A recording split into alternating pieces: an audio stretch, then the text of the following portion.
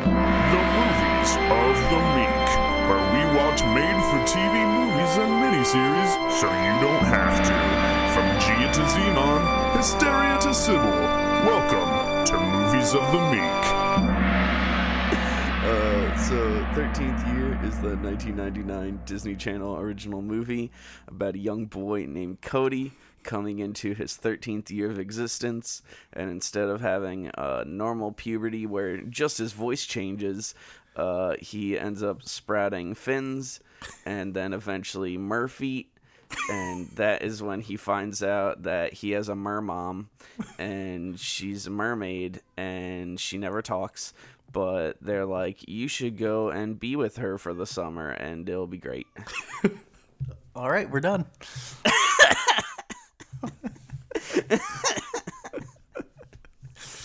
Oh my god.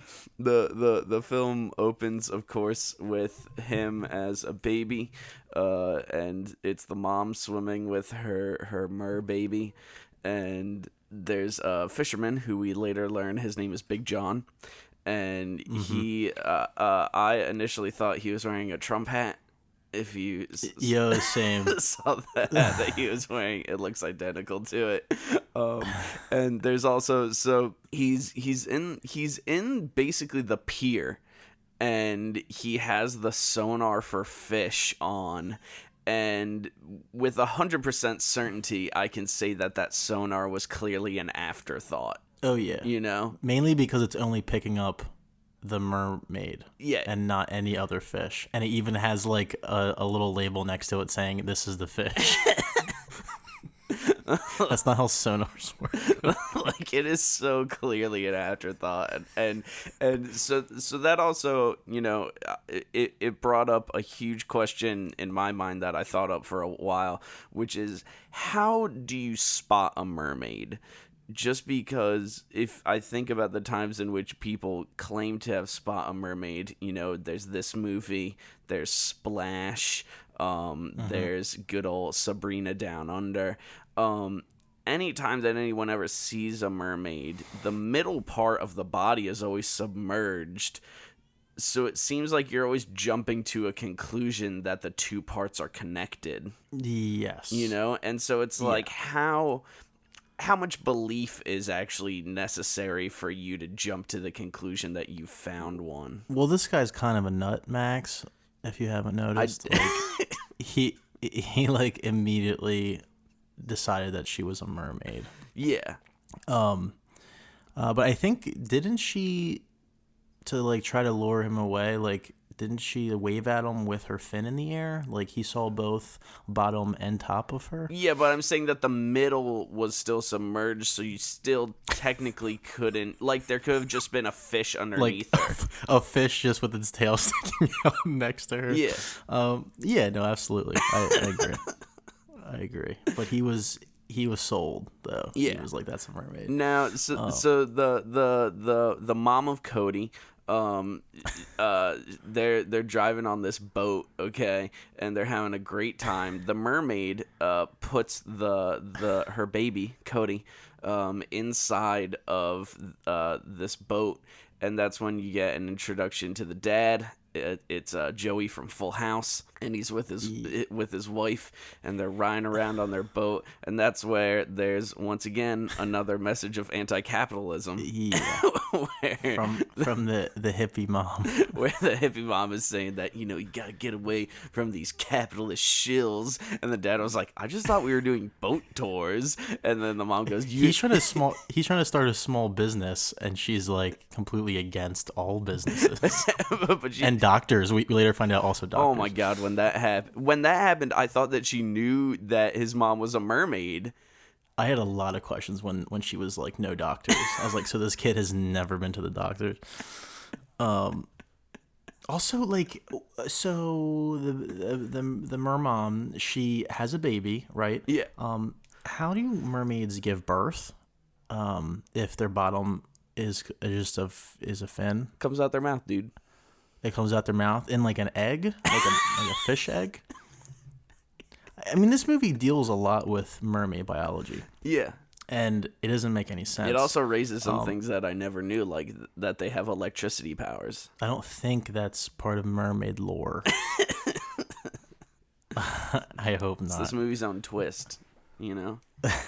Like Twilight had shimmery vampires. This movie has mermaids have electric powers. Well, they made good on it in the end. I'm happy to say. Yeah. But yeah, I don't understand how she conceived the child. Why the child? Like, why do mermaids give birth to humans? Like, you would think they would give birth to mermaid babies. Like the fact that adolescent mermaids just have legs. They have to swim with legs for the first 13 years of their lives. That's an excellent point. Yeah, evolutionarily, that makes no sense. That makes no sense. Because they wouldn't be compatible with the world that they're being brought up in. Now, if their life cycle was that after they live on land for 13 years and then they go into the water, like that was part of it, but then why was she fucking carrying it in the water? Yeah, that's I was just about to say then, okay, so obviously he doesn't have gills, and so with that being the case, she's carrying around a human baby in the water and just drowning the shit out of it. Yeah. Also, did you notice that, I mean, as he was transforming into a merman, like parts of his body were getting scaly that her body wasn't, like he had like on his palms, like completely, like his palms were scaled over. Yeah, and he was able to climb on walls, and like I don't know if that was just, that's just a puberty metaphor, you know, hairy like palms, acne or whatever. Oh, hairy palms, okay. Yeah. And like he's just getting scales all over. I guess that makes sense, but yeah. But anyway, she abandons her baby in that couple's boat. Yeah, and the mom finds him and she says, "Can we keep him?" Yeah. And the dad says, "This isn't a dollar bill you found lying on the sidewalk." Which I was like, why wouldn't you make a dog analogy there? You make instead like the weirdest one you could make. I love how it just cuts. It cuts 13 years later, and like implying that they found this child on their boat, and the state just let them keep it. Yeah, like that's not how. Like that child would have went to foster care, and maybe it might have gone back to them if they like fought for them. They went to the state, and no one claimed that they had a missing child, and so yeah, they got to keep him. They say that. Doesn't make any sense. Don't try and mess. Don't try and make flaws in this movie that clearly fix that plot hole, Zach. Okay, Max. Now, one of my problems once again is, you know, so she says, "Can we keep him?" And then they decide to keep him, and she instantly goes, "His name is Cody." And I was just like, she's really naming him that day. And then when it cuts to 13 years later, she's like, "Cody," and I was like, they stuck with that. Wow. Now, Cody, of course, is helping out with the business. The business is taking off. You know, it's doing fine. It's obviously earning them a fine life. And, I mean, they live in a goddamn lighthouse. yeah, they're killing it. They are killing it. And Cody is just the king of the town. Everybody knows him, but then he misses the ferry, and the ferryman is like, "I'm sorry, Cody, just take the next one." And so Cody jumps in the water, and instead of just swimming to the ferry and getting on it, he just swims past the ferry. And why? It's demonstrating he's really good in the water, Max. Like, he's really fast. I get it, but I also don't get it. He feels good in the water. Now, so he's trying to get to his race at his school, his swimming race. He's a swimmer, obviously, of course. What else would he be?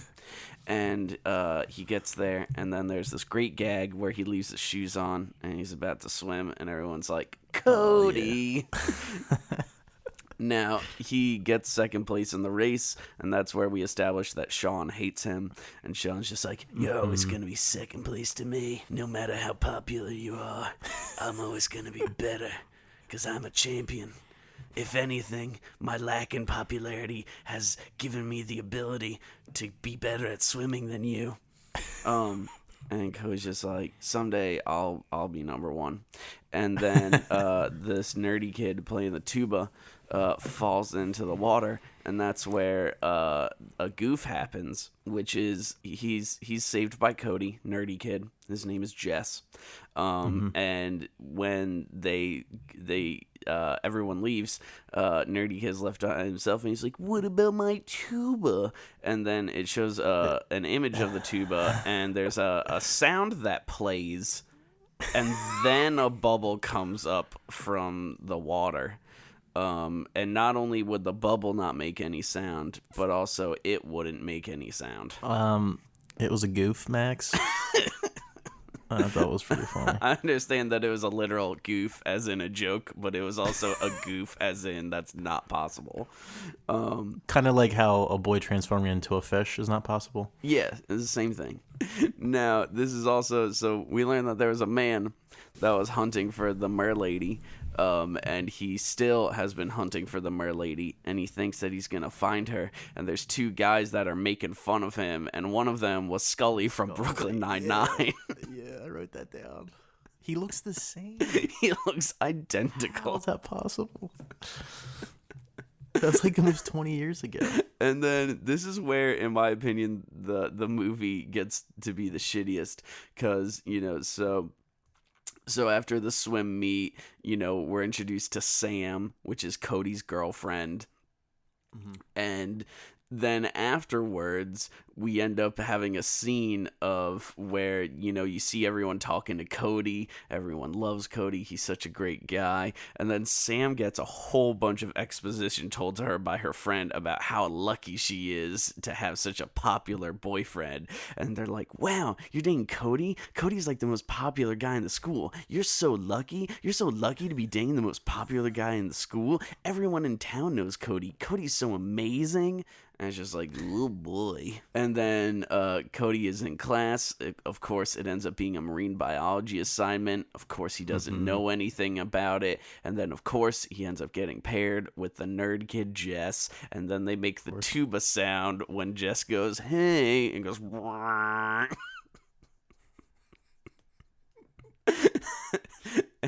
Now, Cody has finally turned 13, and so he's now going through a lot of changes, and one of which is that he's getting really thirsty all the time.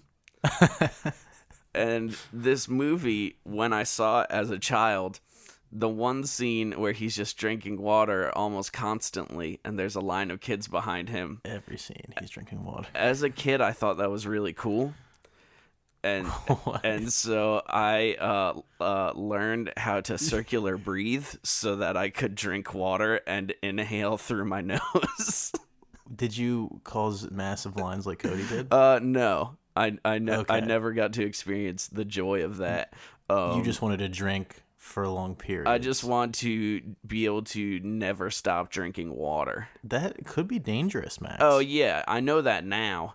But as someone who was 10 when this came out, I did not, and I just trained my body to do that and thought it was really cool. Can you still do that? Yeah. But yeah, he loves water in this movie. There's the one scene where he's in class and he's just like staring at the faucet and he's like, I want to drink the shit out of that right now. He's like, teach, can I leave? He's a thirsty boy. Now, so then we finally get to his birthday, okay? And Sean is there. Jess tries to go there, but then he gets made fun of. Of course. Now, Sam, his girlfriend, got Cody a picture of herself for his birthday. Yeah. That's his gift. What a narcissistic bitch. When she handed that to him, I was like, what a shitty gift. Like, are you fucking serious? I know you're like taking my present back, so if you could just get me a picture of yourself, that would be fucking sick. Now, her other gift to him is a kiss, and then she says she can't have another one until his next birthday. Yeah, she's a bitch. And then later on that night, the parents are fine with him having a photo of his girlfriend by his bed like he's a 50-year-old man. I was like, what the fuck is happening in this movie? Like, that's the weirdest thing ever. There's a lot of weird shit in this movie. The scene where he's in the bathroom for a long time. Yeah, he's trying to figure out what to do with his scales. Yeah, but his parents are thinking something else. So they end up doing the biology experiment. And he meets Jess over by the water. Jess can't go in the actual water because he's afraid of swimming.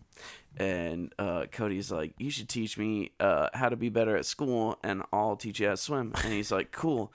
And he was like, your friends never helped you with swimming? And he's like, nerds don't really have friends. We have hobbies.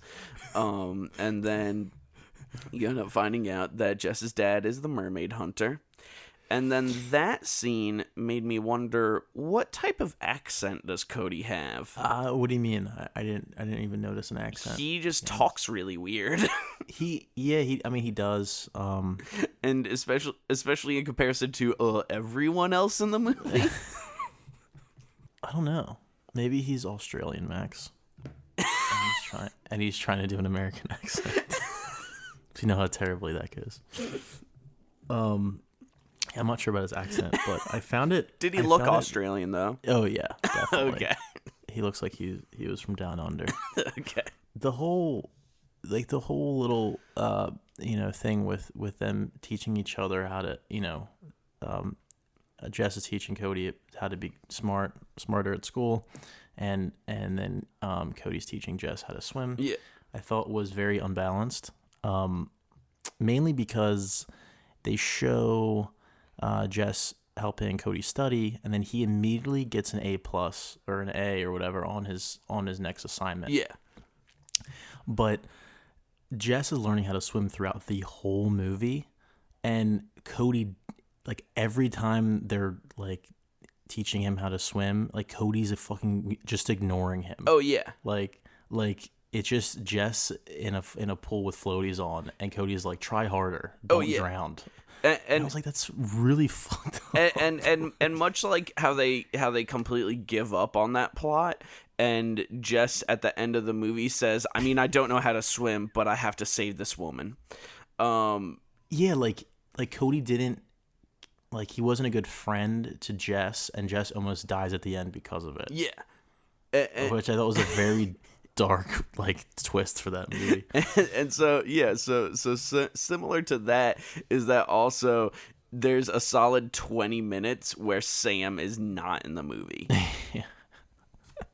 Like, it just, the mermaid stuff is getting more and more intense as, like, Cody, is with Jess trying to figure out what his powers are, and he's just trying to figure out what's going on. To quote Cody, I need some answers here before I sprout a tail and start spawning upstream. And that's when I was like, oh, he's a terrible actor, because he delivers that so poorly and is garbage. We see him climb up walls, and he's like, Mom and Dad, help. And his parents are like, huh? And then the television goes, wah, wah. Time to call the doctor. Cut to commercial. Yeah, exactly. Time to call the doctor after the mom so adamantly said she would not contact a doctor. Once again, he can control fish. He has electricity powers. And then climb on walls. Yeah, and then the girlfriend is just nowhere to be seen. And then it's this whole thing where he's like, should I swim? I love swimming. Should I swim? Should I do my swim meet? Or should I, do what my parents say, which is not go near the water because the water makes it worse? He goes into the water and he flies through the air like fucking Free Willy. Yeah, that's so good. That happens twice, and it's amazing. I like the last one at the end.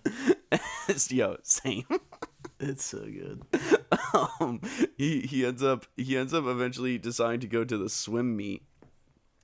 And that made me think, because it's more just about him making choices, and I think it would have been interesting if he was like hypnotically drawn to water, like he couldn't control it. So instead of Jess telling him like, Cody, like, you really can't do this, like, they're gonna catch you, you have to stop what you're doing, and he just goes, you know what, Jess, I'm my own man, I gotta do this. Instead of doing that, what if he just completely ignored Jess and was just like a zombie for the water until his puberty was over? Because it even implies at the end that his mom has like some kind of telepathic power, so she could have been calling him the whole time. But instead, he just likes to drink water. Now, so he's a saltwater fish, right? Yeah. Do saltwater fish drink water, or do they? I don't know how that works. Do fish drink water? Again, we're getting into like the biology of fish and mer people, and I'm not sure. I don't know, but it was kind of bizarre that he was like trying to drink fresh water the whole time. Yeah, so it is bizarre that that he's trying to drink fresh water, but yeah, I would assume that maybe they're able would, to like process water. Yeah, because I would assume that fish wouldn't need to drink water to survive because they're oxygenating the water to breathe. Or it's like so that I feel they're like getting it through their scales or something. Like, you know what I mean? Well, what I'm saying is that I think that through them oxygenating water, they're also getting, like, the water is being processed through their system in multiple ways. Gotcha. Yeah, I don't know. Cody, of course, wins the swim match. Yeah, because he has fucking fins on his forearm. Because he has fins. And so that is, Sean gets really pissed at him. And as he should. Yeah, which agreed, because... And that made me think, in a world where there are mermen, should mermen be allowed to race normal people? Or should they have their own merman Olympics? I think they should have their own Mer people Olympics. I think so as well, because it's an unnatural advantage. But yeah, so he wins. Now, I thought that the dad saw Cody's fins at that match. But at the end, we find out that he didn't. No, because Jess like pops his head into the binoculars. Yeah. Yeah. Well, I mean, he does see them because it like has the camera through the lens of the binocular. Yeah. We see the fin, and then Jess's head pops in, so it implies that his dad saw the fins. But at the end, Big John, Jess's dad, is like totally shocked by the fact that Cody is a merman. Yeah, so he didn't, I guess. Yeah. And I was just like, which what? is mind blowing. Like, I feel like everyone would have saw those fins and freaked the fuck out. Yeah. Of course, when Sean is running after Cody, he's pissed. He's like, I'm gonna find out what you did, you son of a bitch. And then he goes into the locker room and he's looking for him. Cody's gone, and then you see that he's sticking to the ceiling, which is a lovely callback. He ends up going home with his parents. Sam comes over to find out what's wrong. She sees his fins. She faints. It's hilarious. And that's when, once again, they act like they're 50-year-old people. And Cody says to her, I really need you right now. And she says, I just can't, Cody. This is all too much. And it's like, yeah, agreed, you're 13. And it is just, she bails. And I'm like, yeah, I get it, because you're 13. And you're acting like you're a married couple and you're 50. It's fucking insane. It's really weird what's happening. Yeah. Like, he's transitioning into a fish. You know? Yeah. Now, so Big John comes to the conclusion, for the first time in 13 years, that he should get a net. Yeah, I know. Yeah, I was thinking the same thing.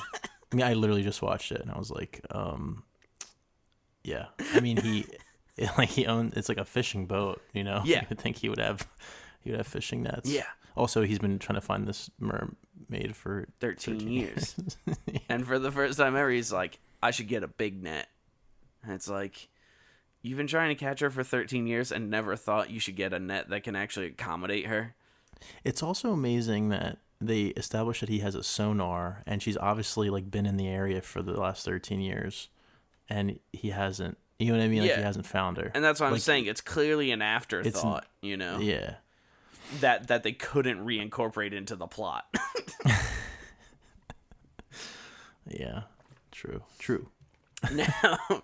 Now, Cody wants to join his mom, and Sam is like, you know what? I'm sorry, I missed you. She kisses him for real. And then he's like, hey, let me show you my mom. And his mom looks at him like she wants to fuck. And then you see he has fin feet. Yeah. Big John captures the mom.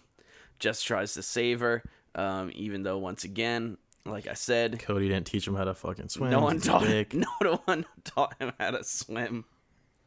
Jess almost dies because the fucking net gets caught on him. Cody saves him, and so the dad is just like, Well, he does die, I guess, technically. fucking, oh yeah, he does die. His heart stops. So there's a thing where the mom goes, Sam, breathe for him. And I was just like, why is Sam breathing for him? And it's just so that there can be a joke, which is when Jess wakes up, he goes, I could have sworn I had a dream your girlfriend made out with me. But, like, that wouldn't be possible because he fucking died. Yeah. Yeah. That's insane. Like, Cody's the best swimmer in the school, and he didn't. Like, he could have taught Jess how to swim in a fucking day. Oh, yeah. But And instead, he just puts him in floaties and tells him don't drown, and Yeah. then he does drown. he puts him in floaties, tells him not to drown, and then Cody's just like, man, puberty sure is tough. And Jess literally goes, he's like, I mean, if you have a lot that you're thinking about and a lot of stuff on your plate, we could do this another time. And he's like, no, Jess, get in there now. So, yeah, explain the ending, because I don't really understand the game plan with him going with his mother. So his mom rubs, his non-biological mom rubs his scaly feet super sexually. And then she's like, you should go with your mom. It's fine. And then the mom telepathically communicates with her, and she's like, she's saying that you'll be back before the school year starts, which is like, how does she even know when time is? She lives in the ocean. We know nothing about mer people technology, and we also, we just know nothing about their stuff. Now, So they decide that he is going to go with the mom. He goes with the mom. And that's basically the end of the movie, other than, once again, he leaps in the air like Free Willy. And then he goes swimming off to a wonderful and magical place that we'll never get to see. And so there's a few things with that. One, he doesn't have gills yet. Yeah, but does she have gills? She obviously can breathe underwater. Yeah, but I don't think... we never established that he can breathe underwater. Yeah. And then there's that's the end, and then there's the single greatest credit song I've ever heard of all time, which is called the 13th Year, and just wraps up everything that we've heard, but also is like, in your 13th year, it's a story of love. But I don't understand him going for the summer to learn how to be a merman. No, not at all. And then he comes back for the school. Like, can he walk on land? Yeah, can he choose when, like, is she gonna teach him how to control his powers? Are mermen just people that have been hiding amongst us all along? Or is he just gonna be like, he's gonna have to stay in the water, and they'll have to do like all of his coursework like from the dock? Or like they like bring a tank into the school, or he just stays in the pool, or he does all of his classwork there. Or is the mom just a liar, and she's just keeping him? Yeah, I don't know. Time for some IMDb trivia and goofs. Here we go with some IMDb trivia. There's an uncredited appearance by Kristen Stewart. This is her first role ever as a girl in the fountain line. Her mother, Jules Stewart, was the script supervisor for this movie. What the fuck? That's crazy.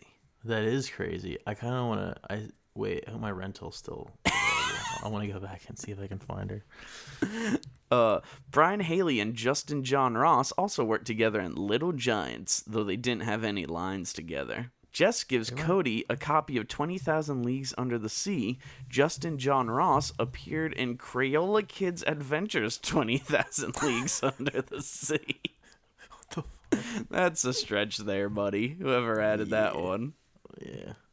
Now for some goofs. One of these is actually really amazing. In the beginning, when Jess's dad is chasing and gaining on the mermaid, the camera shows her head above the water and her back facing the boats, moving away from him. In the very next shot, less than a second later, she's suddenly on her back and not moving, smiling up at him. Electricity won't jumpstart a heart, but rather stop it. It will do absolutely nothing for someone without a pulse. I kind of like the idea of Jess dying at the end and Cody just shocking him and nothing happens. And just a bunch of people crying. That's how it should have ended, and to teach you how to be a good friend. Yeah, and the dad learning the ultimate lesson of, like, the price that he pays going after his white whale, and he's just sobbing. Yeah. He's just like, if only I had learned to be a better father sooner. I already provided for my son. If only I had learned before now how much I loved him. See, I don't know, a way more interesting movie, but instead we get this. Yeah. This sappy ending. No, it's fine. I actually kind of enjoyed this movie. Yeah, it was fine. Now, what movie would you like to do next week? I kind of want to do Splash 2. Okay. Splash 2 TOO. Splash, comma, TOO.